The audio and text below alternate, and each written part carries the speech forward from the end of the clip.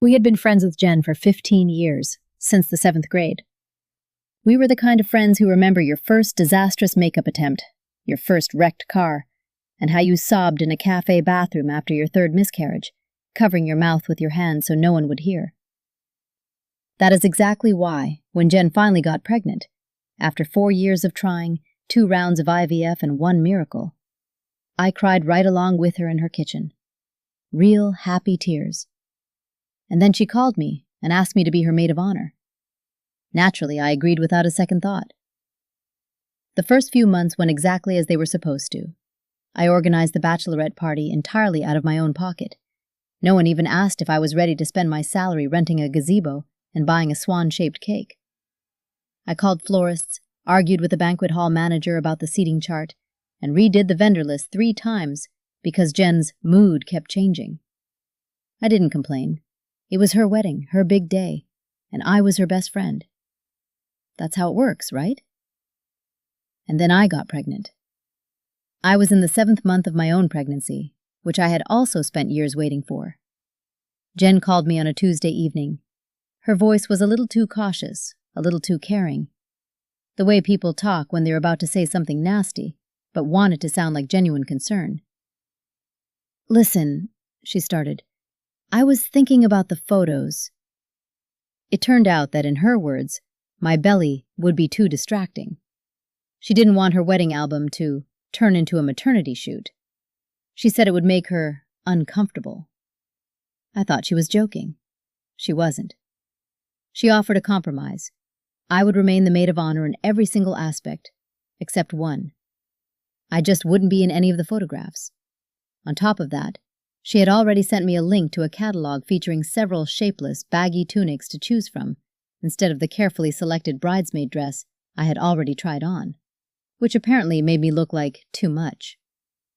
At the same time, I was still expected to pay my share for the bachelorette party, handle all the logistics on the wedding day, stand by the bride all evening, adjust her veil, and catch the bouquet with a carefully staged move, just off camera. She also openly questioned whether she could trust me with the maid of honor speech, worried I might get too emotional and ruin everything. I sat with the phone to my ear, hand on my belly, feeling something inside me. Not the baby, but something else, old and patient, finally snap. I didn't cause a scene right away. Too many years of being accommodating. Instead, I posted online, asking strangers if I would be wrong to skip the wedding entirely. The response was unanimous and overwhelming. No, you are not wrong. Hundreds, then thousands of people wrote the exact same thing, that I wasn't being invited to the wedding as a friend. I was being invited as free labor who happened to have an inconvenient body. Armed with this support, and honestly, a little bit of anger, I called Jen and told her straight out, "I'm hurt. Not because of the dress, because I'm being erased from the history of our friendship the moment I became not photogenic enough for her." Jen didn't apologize. She flipped on a switch I later labeled inverted care. "I'm doing this for you," she said softly, almost tenderly. "You won't have to stand in heels for 2 hours. You won't have to feel everyone staring at you. I just want you to be comfortable." And you know what? For a second, I almost bought it. It sounded so convincing, so kind, as if she hadn't just called my 7th month of pregnancy a distraction an hour and a half ago, but rather as if I had made up the whole problem out of thin air. It was exactly at that moment that I realized one simple thing. Real care doesn't demand that you say thank you for your own humiliation.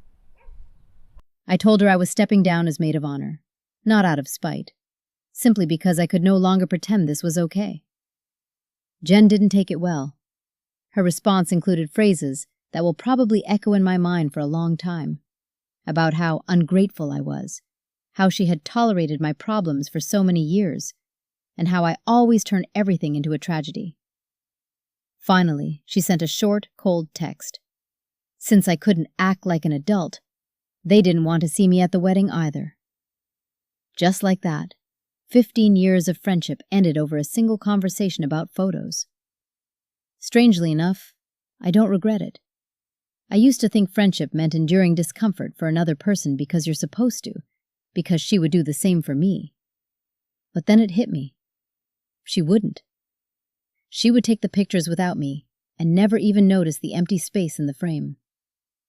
Sometimes the most valuable lesson a narcissistic person can teach you isn't how to handle them, but exactly when it's time to stop trying.